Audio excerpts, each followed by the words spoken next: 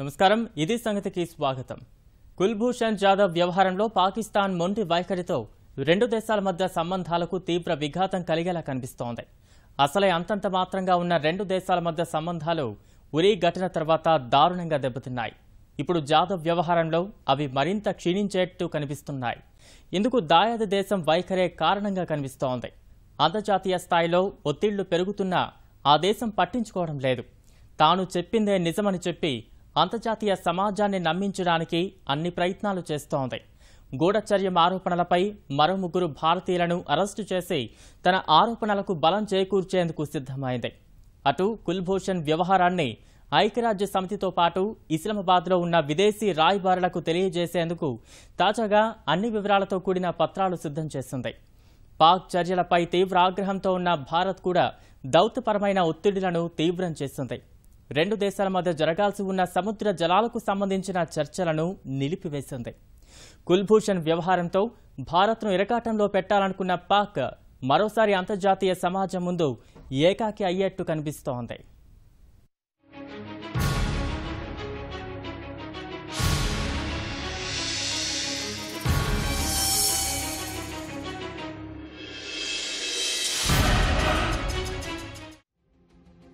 భారత నావికాదళ మాజీ అధికారి కుల్భూషణ్ జాదవ్ వ్యవహారంలో పాక్ మరింత మొండిగా వ్యవహరిస్తోంది. భారత్పై ఆ దేశానికున్న అక్కసు తీర్చుకునేందుకే జాదవ్ వ్యవహారాన్ని తెరపైకి తెచ్చినట్లు స్పష్టంగా అర్థమవుతూనే ఉంది. కుల్భూషణ్ వ్యవహారంపై భారత్తో పాటు అంతర్జాతీయ సమాజం స్పందించిన తీరుతో ఒత్తిడి ఎదుర్కొంటున్నప్పటికీ జాదవ్ విషయంలో వెనక్కి తగ్గేట్టు కనిపించడం లేదు. అతనికి సంబంధించి సరికొత్తగా వివరాలు సేకరించి సిద్ధంగా ఉంచింది. ఇందులో జాదవ్ నేరాంగీకార వాంగ్మూలం, అతను సైనిక న్యాయస్థానం ముందు ఇచ్చిన సాక్ష్యాలు, కరాచీ, బలూచిస్తాన్లో విద్రోహ చర్యలకు పాల్పడినట్లు చెబుతున్న వివరాలు పొందుపర్చింది. వీటితో పాటు కోర్టు మార్షల్ జనరల్ ధృవీకరించిన నివేదిక, న్యాయస్థాన కార్యకలాపాలు మొత్తం ఉన్నాయి. ఈ వివరాల్ని ఇస్లామాబాద్లో ఉన్న అన్ని దేశాల రాయబారులకు, ఐరాసా ప్రతినిధులకు అందజేయాలన్నది పాక్ ఉద్దేశం. అలాగే ప్రపంచవ్యాప్తంగా వివిధ దేశాల్లో ఉన్న పాక్ రాయబారులు వాటిని ఆయా దేశాల ప్రతినిధులకు, మానవ హక్కుల సంఘాలకు అందించనున్నారు. అంటే కుల్భూషణ్ వ్యవహారంలో తాను చేస్తున్నదంతా సరైనదేనని చెప్పేందుకే పాక్ తీవ్రంగా ప్రయత్నిస్తోంది.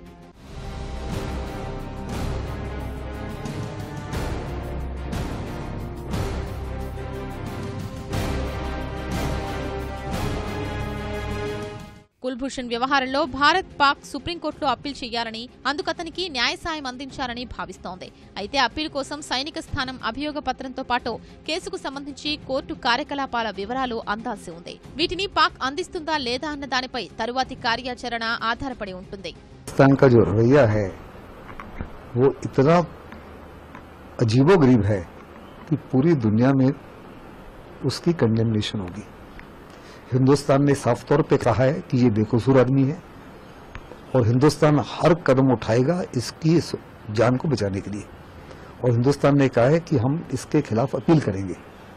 तो हिंदुस्तान ने कहा है कि हमको कॉपी ऑफ द चार्जशीट और कॉपी ऑफ द वर्डिक्ट ये सारी चीजें दीजिए.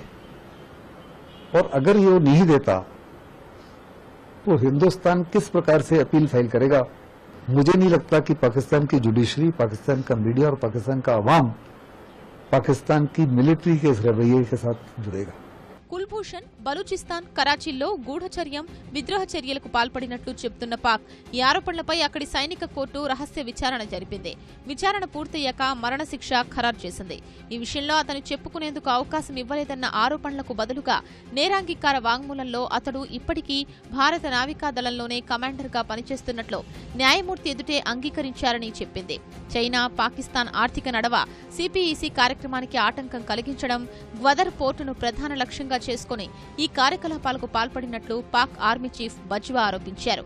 ఇది రాజ్య ప్రేరేపిత తీవ్రవాదమే తప్ప ఇంకోటి కాదని, పాక్ వ్యవహారంలో భారత్ జోక్యానికి ఇంతకన్నా రుజువులు ఉండవన్నారాయన. ఇదంతా భారత గూఢచర్య సంస్థ రా ప్రణాళిక ప్రకారమే జరిగిందన్నది పాక్ సైన్యం ఆరోపణ. ఇరాన్ నుంచి ప్రవేశించిన జాదవ్ను గతేడాది మార్చి 3న బలూచిస్తాన్ ప్రావిన్స్ లో తమ భద్రతా దళాలు అరెస్ట్ చేసినట్లు పాక్ తెలిపింది. కానీ పాక్ ఆరోపణలు తోసిపుచ్చిన భారత్ జాదవ్ నావికాదళం నుంచి ముందస్తుగా పదవీ విరమణ చేశారని గతంలోనే ప్రకటించింది. అంతర్జాతీయ చట్టాల ప్రకారం ఇస్లామాబాద్ దౌత్య కార్యాలయం ద్వారా జాదవ్ను కలుసుకునేందుకు పలుమార్లు యత్నించినా పాక్ అనుమతించలేదని అంటోంది భారత్.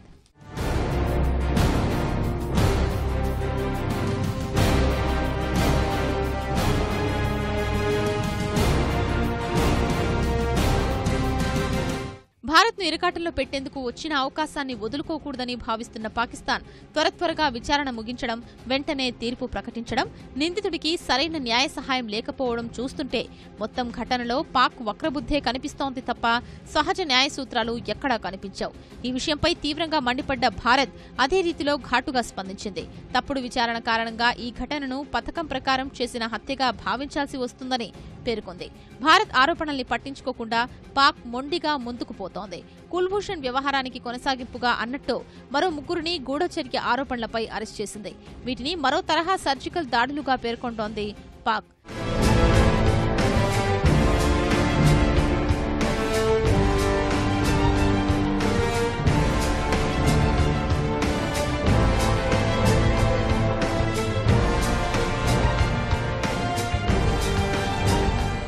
కుల్భూషణ్ వ్యవహారంపై రెండు దేశాల మధ్య ఉద్రిక్తత కొనసాగుతుండగానే మరో ముగ్గురిని ఇదే ఆరోపణలపై అరెస్ట్ చేయడాన్ని బట్టి చూస్తే ఈ విషయంలో పాక్ ఎలాంటి ఉద్దేశంతో ఉందో అర్థం చేసుకోవచ్చు. కుల్భూషణ్ పై ఉన్న ఆరోపణలు అసత్యమైనవి కాదని చెప్పేందుకే మరో ముగ్గురిని అరెస్ట్ చేసినట్లు తెలుస్తోంది. ఖలీల్, ఇమ్తియాజ్, రషీద్ అనే పేర్లున్న ఈ ముగ్గురిని పాక్ ఆక్రమిత కశ్మీర్లో అరెస్ట్ చేసినట్లు పాక్ పేర్కొంది. కుల్భూషణ్ జాదవ్తో పాటు మరో ముగ్గురు కేవలం గూఢచర్యమే కాదు, తీవ్రవాద కార్యకలాపాలకు కూడా పాల్పడినట్లు చెబుతోంది పాక్. ఉగ్రవాద కార్యకలాపాల విషయంలో ప్రపంచ దేశాల ముందు తనను ఏకాకిని చేస్తున్న భారత్పై ఒత్తిడి తీసుకొచ్చేందుకే ఇలాంటి చర్యలకు పాల్పడుతోందని అంటున్నారు చాలా మంది. देखिए, जो रिश्ते पाकिस्तान के साथ चल रहे हैं उसके अंदर मुझे नहीं लगता कि पाकिस्तान से बातचीत का कोई फायदा है।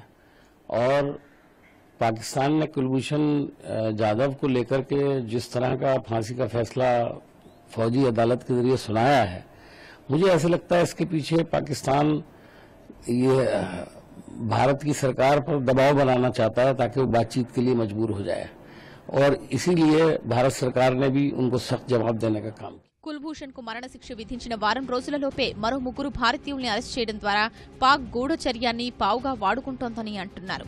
ఈ విషయంలో పాక్ ఒక దెబ్బకు 2 పిట్టలు కాదు 4 పిట్టల్ని కొట్టాలన్న వ్యూహంతో అడుగులు వేస్తున్నట్లు నిపుణులు చెబుతున్నారు. ముందుగా భారత్ను తీవ్రవాదాన్ని ప్రేరేపిస్తున్న దేశంగా చూపించడం, కుల్భూషణ్ ను ఇరాన్ నుంచి వచ్చిన తర్వాత అరెస్ట్ చేశారు కాబట్టి తద్వారా ఇరాన్ కు గుణపాఠం చెప్పినట్టవుతుంది. అలాగే సిపిఈసిని కూడా ఇందులో చేర్చారు కాబట్టి అటు చైనా కూడా భారత్ పై మరింత అక్కసు పెంచుకునేలా చేయడం.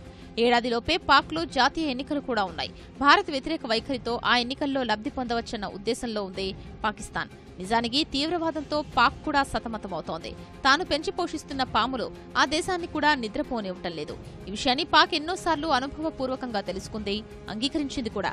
అందుకే ఈసారి మాత్రం భారత్ను తీవ్రవాదానికి మద్దతిస్తున్న దేశంగా చూపించేందుకే తీవ్ర ప్రయత్నాలు చేస్తోంది. అందులో భాగంగా జరిగినవే కుల్భూషణ్ వ్యవహారం, వాటితో పాటు మరో ముగ్గురి అరెస్ట్. కుల్భూషణ్ ను గతేడాదే అరెస్ట్ చేశారు. ఈ ఘటన పఠాన్కోట్లో జరిగిన ఉగ్రదాడికి సంబంధించి నిజానిజాలు తెలుసుకునేందుకు పాక్ బృందం పర్యటించడానికి కొద్ది రోజుల ముందే ఈ అరెస్ట్ జరిగింది. సైనిక విచారణ తర్వాత మరణశిక్షను ఈ ఏడాది ప్రకటించారు. ఇటీవల భారత్ నేపాల్ సరిహద్దుల్లో పాక్ మాజీ సైనికాధికారి ఒకరు గల్లంతైన తరువాత ఈ మరణశిక్షను ప్రకటించింది పాక్. ఆ మాజీ సైనికుణ్ణి భారత్ అపహరించి ఉండవచ్చన్న అనుమానంతోనే ఈ చర్య తీసుకుని ఉండవచ్చని భావిస్తున్నారు నిపుణులు.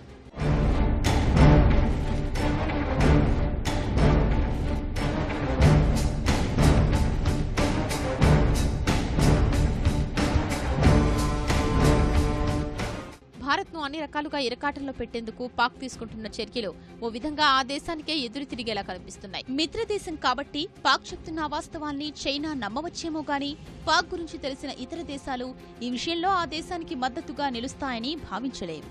ఇతర దేశాల సంగతి ఎలా ఉన్నా గానీ తన విదేశాంగ విధానాలకు అనుగుణంగానే భారత్ ఆచితూచి వ్యవహరిస్తోంది. కుల్భూషణ్ వ్యవహారంలో భారత్ దౌత్యపరంగా మరింత ఒత్తిడి పెంచుతోంది. అయితే ఈ చర్యలు చాలవని అంతర్జాతీయ స్థాయిలో ఒత్తిడి వచ్చేలా చేయాలని చెబుతున్నారు రక్షణ రంగ నిపుణులు.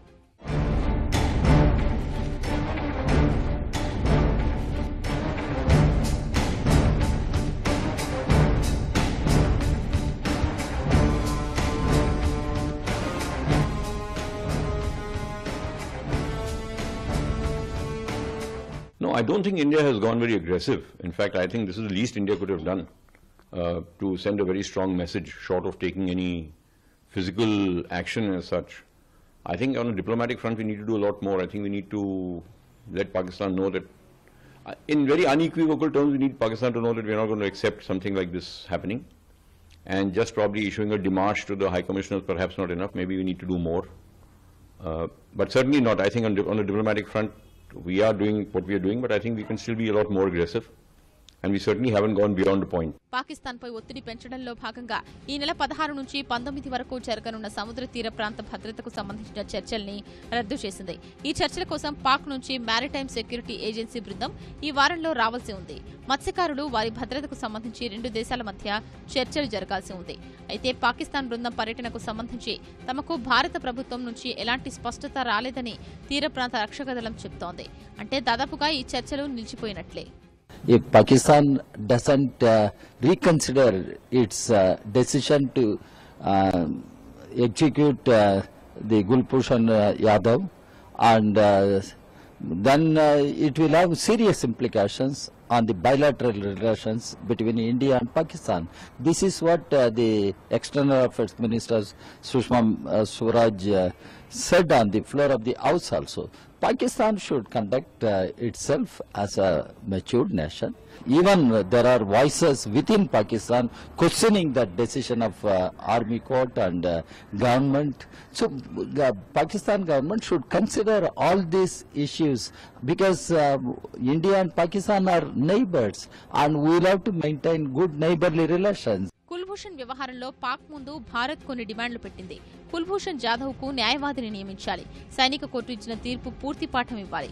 అయితే వీటిలో వేటిని పాక్ ఆమోదించలేదు. నిజానికి పాక్ సైనిక చట్టాల ప్రకారం తీర్పిచ్చేందుకు దారితీసిన కారణాలను వివరిస్తూ వాటిని లిఖితపూర్వకంగా ఉంచాల్సిన అవసరం లేదు. అందుకే పాక్ ఆ డిమాండ్ గురించి పట్టించుకోనట్టు తెలుస్తోంది. ప్రస్తుత పరిణామాలు బట్టి చూస్తుంటే ఈ వ్యవహారం అంత త్వరగా తేలేది కాదని తెలుస్తోంది. కుల్భూషణ్ ను విడిపించేందుకు భారత్ ఎంత పట్టుదలగా వ్యవహరిస్తుందో అందుకు తగ్గట్టుగా పాక్ కూడా మొండి వైఖరిని అవలంబిస్తోంది. ప్రస్తుత పాక్ ప్రయత్నం అంతా భారత్పై ఒత్తిడి పెంచడమే. తీవ్రవాదానికి మద్దతిస్తున్న దేశంగా ముద్ర వేయాలని తెగ తాపత్రయపడుతోంది గానీ ఆ ఆశలు తీరేలా కనిపించడం లేదు.